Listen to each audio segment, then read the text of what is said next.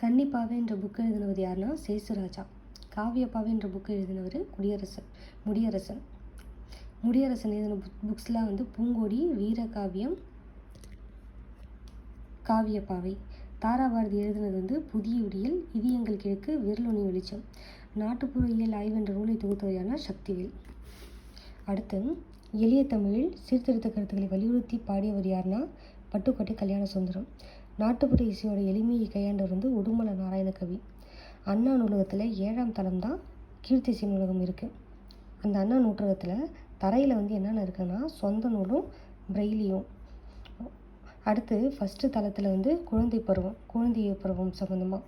2வது தளத்தில் தமிழ் நூல் இருக்குது. 3ஆம் தளத்தில் அரசி தத்து கணினி அப்படின்னு நான் போட்டிருக்கேன். அரசியல், தத்துவம், கணினி சம்மந்தமானது. 4வது இதில் இங்கே 4ன்ற மாதிரி இங்கே 4 இது வரும், அங்கே 3ன்ற மாதிரி இங்கே 3 கிட்ட வருது. பொருளியல், சட்டம், வணிகவியல், கல்வி.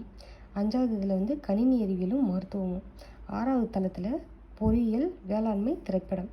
7வது இதில் வரலாறு, சுற்றுலா, இந்த கீர்த்திசை நூலகம் இங்கே தான் வரும். 8வது தளத்தில் கல்வி தொலைக்காட்சி, நூலகத்தோட அலுவலக பிரிவு.